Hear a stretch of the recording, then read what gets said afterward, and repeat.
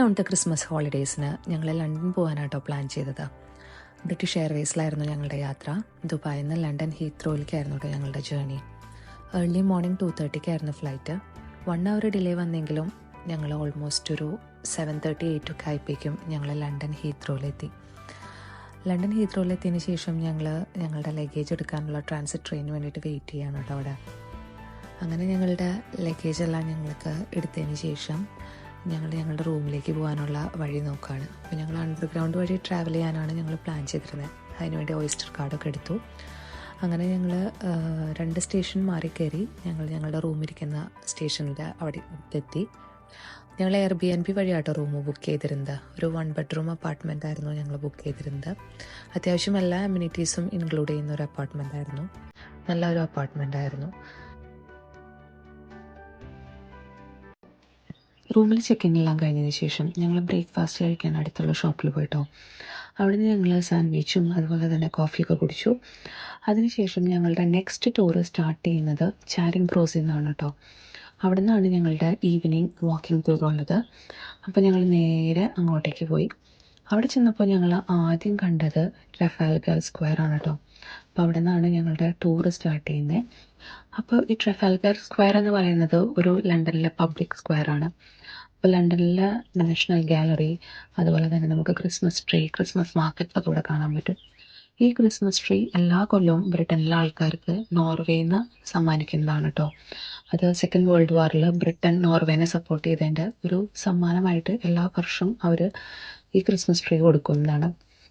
അതിനുശേഷം ഞങ്ങൾ അവിടേക്ക് കുറച്ച് നേരം നടന്ന് ഞങ്ങളുടെ ടൂർ ഗൈഡിന് വേണ്ടിയിട്ട് ഞങ്ങളവിടെ വെയിറ്റ് ചെയ്തിരിക്കുകയാണ്. സിറ്റിയൊക്കെ ഒന്ന് നടന്ന് കാണാൻ വേണ്ടിയിട്ട് ഞങ്ങൾ ലണ്ടൻ ഫ്രീ വാക്കിംഗ് ടൂർ എടുത്തു. പേരിൽ പറയുന്ന പോലെ ഈ ടൂറ് കംപ്ലീറ്റ്ലി ഫ്രീ ആണ്. അപ്പോൾ ഈ ടൂറ് മെയിൻലി മേജർ അട്രാക്ഷൻസിലേക്കൊക്കെ നമ്മൾ നടത്തിയിട്ടാണ് കൊണ്ടുപോവുക. എൻഡ് ഓഫ് ദി ടൂറ് നമുക്ക് ആവശ്യമുണ്ടെങ്കിൽ ടൂർ ഗൈഡിന് ഒരു ടിപ്പ് കൊടുക്കാം. അപ്പോൾ ഞങ്ങളുടെ യാത്ര ഫസ്റ്റ് ഓഫ് ഓൾ സ്റ്റാർട്ട് ചെയ്തത് വെസ്റ്റ്മിനിസ്റ്റർ എന്ന് പറയുന്ന സ്ഥലത്തു നിന്നാണ്. അവിടെ ഞങ്ങൾ ഹൗസസ് ഓഫ് പാർലമെൻറ്റ്, അതിനോട് ചേർന്ന് നിൽക്കുന്ന വെസ്റ്റ്മിനിസ്റ്റർ അബി, ബിഗ് ബെൻ, പിന്നെ പാർലമെൻറ്റ് സ്ക്വയറൊക്കെ ഞങ്ങൾ കണ്ടു. പാർലമെൻറ്റ് സ്ക്വയർ എന്ന് പറയുന്നത് ഹിസ്റ്റോറിക്കലി ഇമ്പോർട്ടൻ്റ് ആയിട്ടുള്ള പൊളിറ്റീഷ്യൻസ്, അതായത് വിൻസ്റ്റൺ ചർച്ചിൽ, നെൽസൺ മണ്ടേലയുടെയൊക്കെ സ്റ്റാച്യൂസ് നമുക്കിവിടെ കാണാം. അതിനോട് അടുത്ത് തന്നെയാണ് വെസ്റ്റ്മിനിസ്റ്റർ അബി എന്ന് പറയുന്ന ആംഗ്ലിക്കൻ ചർച്ച് സ്ഥിതി ചെയ്യുന്നത്. ഇത് 1000-ലേറെ വർഷം പഴക്കമുള്ളൊരു ചർച്ചാണ്. ഇതിൻ്റെ ഓണർഷിപ്പ് ഇപ്പോഴും ബ്രിട്ടീഷ് റോയൽ ഫാമിലിക്കാണ്. ഇതെല്ലാം കണ്ടതിന് ശേഷം ഞങ്ങളുടെ യാത്ര തുടർന്നു.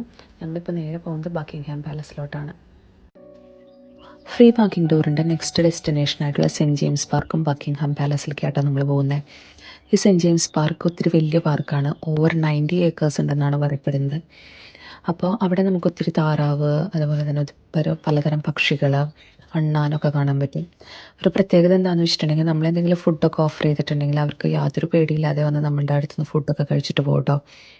അതൊക്കെ കഴിഞ്ഞിട്ട് ഞങ്ങളൊരു എവർ ആഫ്റ്റർ ഗാർഡൻ കാണാൻ പോയി. ഇവിടെ ഒത്തിരി റോസ് ഫ്ലവേഴ്സ് ഇങ്ങനെ ലൈറ്റൊക്കെ ഇട്ട് വെച്ചിട്ടുണ്ട് കേട്ടോ. അപ്പോൾ ഇതെന്താ സംഭവം എന്ന് വെച്ചിട്ടുണ്ടെങ്കിൽ നമ്മൾക്ക് ക്യാൻസർ വന്ന് മരിച്ച ആൾക്കാരുടെ ഓർമ്മയ്ക്ക് വെച്ചിട്ടുള്ളൊരു റോസ് ഗാർഡനാണ്. അപ്പോൾ നമ്മൾക്ക് അവിടെ പോയിട്ട് നമ്മളൊരു ഡൊണേഷൻ എമൗണ്ട് കൊടുത്തു കഴിഞ്ഞാൽ നമ്മൾക്ക് ഈ ചെറിയ നോട്ട് പോലത്തെ ഒരു സംഭവം കിട്ടും. ഈ സംഭവത്തിൽ നമുക്ക് നമ്മളുടെ മെമ്മറിയൊക്കെ എഴുതി നമുക്കവിടെ വയ്ക്കാം. വൈകിട്ട് ഞങ്ങൾ ക്രിസ്മസ് ലൈറ്റ്സ് കാണാൻ വേണ്ടിയിട്ടുള്ള ഒരു ബസ് ടൂർ ബുക്ക് ചെയ്തിട്ടുണ്ടായിരുന്നു. അപ്പോൾ ഞങ്ങൾ ബസ്സിലൊക്കെ കയറി. അത്യാവശ്യം തിരക്കുണ്ടായിരുന്നു കേട്ടോ ബസ്സിൽ.